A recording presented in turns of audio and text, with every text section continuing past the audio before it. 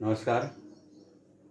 Trigonometry 8.2 Hindi में त्रिकोणमिति class 10th कक्षा 10वीं, और इसमें आपको एक्सरसाइज 8.2 की ये प्रॉब्लम जो कि 60 डिग्री, 30 डिग्री, 45 डिग्री, 90 डिग्री इस टाइप के प्रॉब्लम है साइन कॉस टेन के लिए और कोसेक सेक कॉट के लिए भी। तो इसमें मैं आपको पहले वैल्यू निकालना बता देता हूँ। तो उसको एक ट्रिक्स में लेना पड़ता है हमारे पास। जैसे आपके पास ये साइन कॉस 10 ऐसा लिखेंगे आप, और इसके बाद 0 डिग्री, 30 डिग्री, 45 डिग्री, 60 डिग्री और ये 90 डिग्री लिखते हैं आप। इसके बाद आप इसके दो ट्रिक्स बताते हैं। एक तो ये है कि आप इसके पास में कोई भी नंबर के लिए जैसे यहाँ पर लिखना है तो आप ऐसा लिख सकते हैं 0/4, 1/4, 2/4,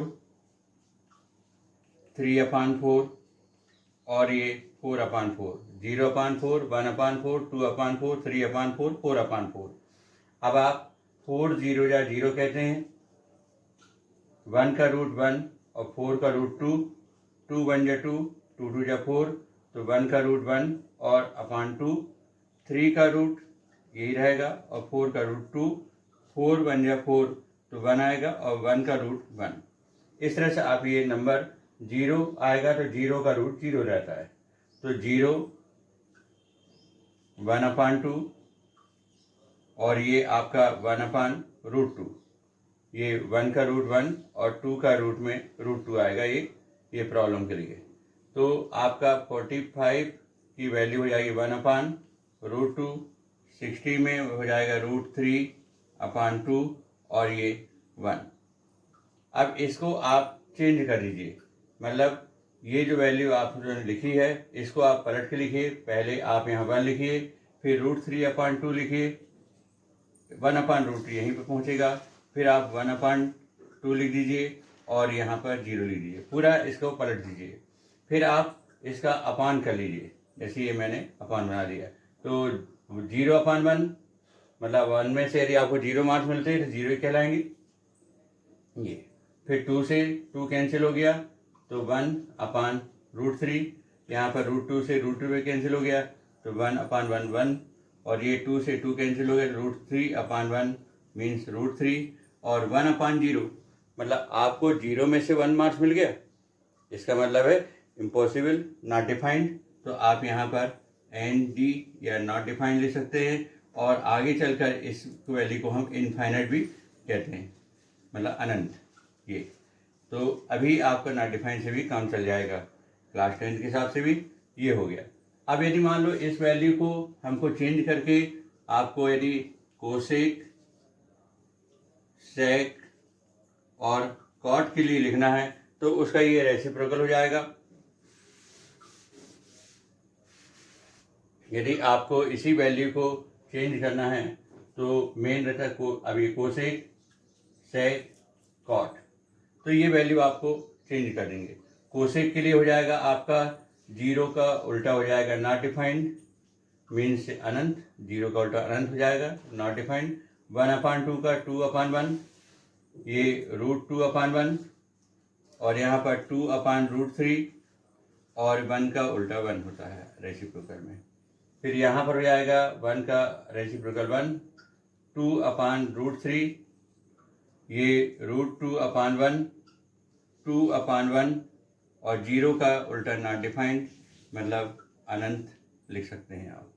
अब यहाँ पर फिर देखिए 10 का अपोजिट कॉट के लिए तो 0 का उल्टा हो जाएगा नॉट डिफाइंड, 1/√3 का √3, 1 का अपोजिट 1 रेसिप्रोकल में, √3 का अपोजिट जैसे आपको मालूम है कि ये √3/1 आया था तो ये 1/√3, और इस तरह से नॉट डिफाइंड है, इनफाइनाइट है, इसका उल्टा 0।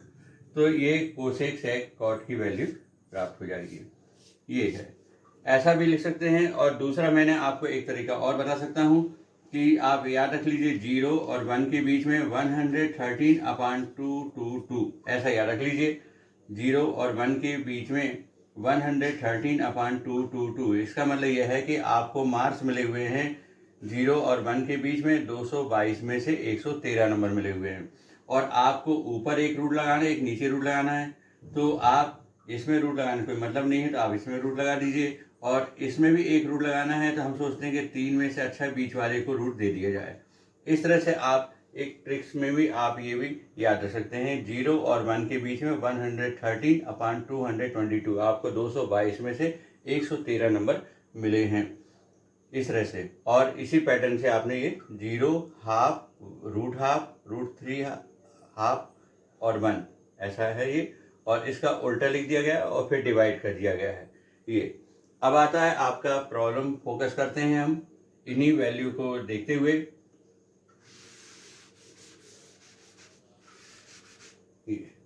ये वैल्यू आपके पास सॉल्व में है, ये आपका फार्मूला चार्ट समझ लीजिए और इसी के आधार पर आपको ये सॉल्व करना है। तो क्वेश्चन नंबर 1 में पहले दिया हुआ है sin 60 cos 30 sin 30 और cos 60। तो इसका सॉल्यूशन होगा। आप देख रहे हैं कि sin 60 की वैल्यू हम पहले प्राप्त कर लेते हैं। तो साइन में और 60 के नीचे देखिए आप √3/2 है। cos 30 आप देख रहे हैं cos के डायरेक्शन में 30 के पास नीचे कॉलम में √3/2। फिर sin 30 डिग्री, तो sin 30 की वैल्यू ये आ गया आपका 1/2 और cos 60 की वैल्यू देखना है। cos 60 की वैल्यू cos के डायरेक्शन में और 60 के नीचे देखिए आप 1/2 इस तरह से। अब आपको ये वैल्यू इस फार्मूले में रखना है, वैल्यू में रखना है जो आपको प्रॉब्लम दिया गया है। sin 30 और एक cos 60। तो sin 60 की है वैल्यू √3/2, cos 30 की वैल्यू भी √3/2, sin 30 की वैल्यू है 1/2 और cos 60 की वैल्यू है 1/2। इस तरह से ये हो गया √3/4 और ये 1/4। एलसीएम लेंगे तो 4 आ जाएगा और ये √3 + 1। तो ये आपका आंसर आ जाता है।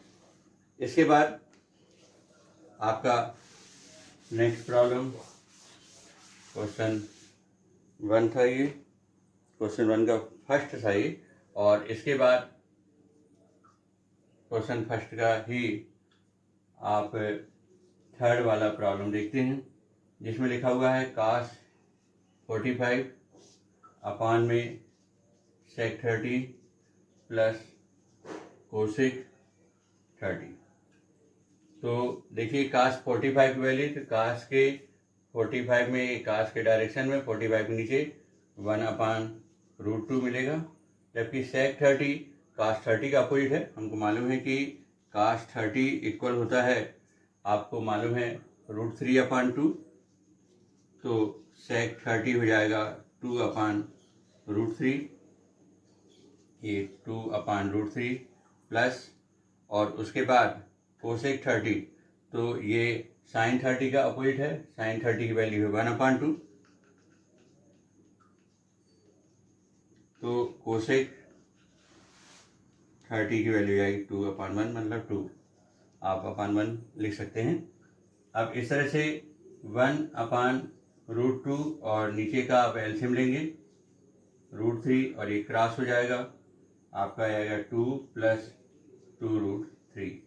फिर इसके बाद आप देखेंगे कि 1/√2 और ये अपान चेंज हो जाएगा, रेसिप्रोकल हो जाएगा, तो ये हो जाएगा √3 अपान आपका 2 + 2√3 है। इसमें से आप चाहें तो 2 को कॉमन ले लीजिए, तो बचेगा 1 + √3 इस तरह से।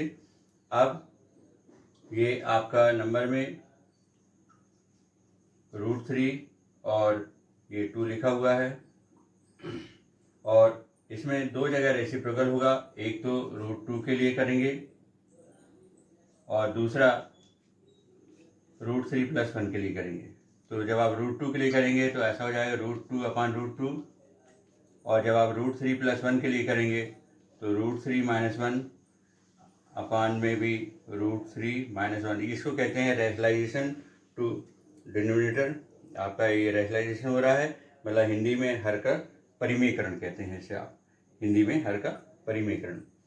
अब आपका प्रॉब्लम में ऊपर ये √3 × √2 हो गया √6, और ये √3 - 1 अपान में 2 √2 एक 2 हो जाएगा, 2 × 2, और √3 + 1, √3 - 1 है, तो इसका मतलब हो जाएगा √3 का स्क्वायर - 1 का स्क्वायर। अब आपके प्रॉब्लम में यहाँ देख रहे हैं कि इस √6 को आप अंदर ले जाएंगे तो √18 आएगा, और √18 का मतलब हो जाता है 3 × 3 × 2, मतलब 3√2, और √6 का इंटू यहाँ पर करेंगे तो ये -√6 हो गया ये, और जबकि नीचे ये कैंसिल हो गया तो √3 से का स्क्वायर भी है, रूट भी है, कैंसिल हो जाएगा, तो 3 - 1 2, 2 2 जा 4 2 जा 8। तो इस तरह से आपका आंसर प्राप्त हो जाता है। आप कुछ हद तक भी सॉल्व कर सकते हैं, इसके बाद ड्रॉप कर सकते हैं, यदि आपका समय है तो आप इसको आगे ले जा सकते हैं। तो ये आपका प्रॉब्लम सॉल्व हो जाता है। इसके बाद आपका नेक्स्ट प्रॉब्लम एक और देखते हैं इसमें।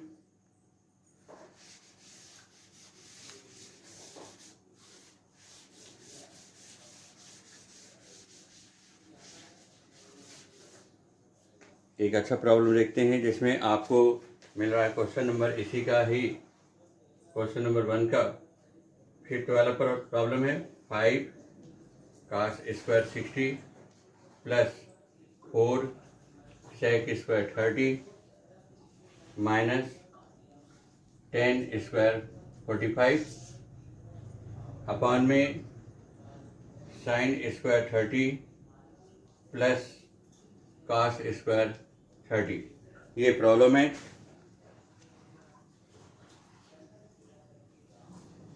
अब इसको डायरेक्ट यहीं से सॉल्व करते हैं। तो 5 लिखा हमने, और cos 60 की वैल्यू होती है हमारे पास 1/2, और इसका स्क्वायर 4 sec 30 है, तो cos 30 की वैल्यू होती है आपकी √3/2, तो sec 30 हो जाएगा 2/√3, और स्क्वायर 10 45 की वैल्यू 1, और ये square upon sin 30 value 1/2 square, cos 30 value √3/2 square. 5 और 1/4 मीन्स 5/4, और यहाँ पर 2 का स्क्वायर 4 4 4 जा 16, और √3 का स्क्वायर 3 -1/1 अपॉन, ठीक, अपॉन मेन अपॉन के नीचे इक्वल का साइन लगाया करो, और ये 1/4, और ये √3 का स्क्वायर 3/4, ये इस तरह से।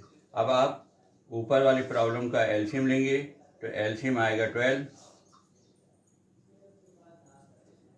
एलसीएम 12 आएगा, तो 4 3 जा 12, तो 3 का इंटू यहाँ पर हो जाएगा 3 5 जा 15, प्लस का साइन, फिर 3 4 जा 12, तो 4 का इंटू 16 से करेंगे, 16 4 जा 64, फिर यहाँ पर 1 का 12 जा, तो 12 का इंटू यहाँ किया जाएगा तो -12, जबकि अपान में यहाँ पर 1/4 + 3/4 और 1 + 3। इसके बाद मेन इक्वल का साइन यहाँ लगा आपका प्रॉब्लम में। अब 15 - 12 3 3 + 64 67, और जबकि नीचे यहाँ पर 4/4 हो रहा है, ये कैंसिल हो जाएगा, और साथ में एलसीएम में अपान में यहाँ 12 भी है, तो ये 12 लिखा आपने 16/12, और ये 4/4, ये इस तरह से 67/12 ये आंसर प्राप्त होता है। ये सॉल्व हो गया है। अब नेक्स्ट वीडियो में 8.3 एक्सरसाइज प्रॉब्लम सॉल्व किया जाएगा। Thank you.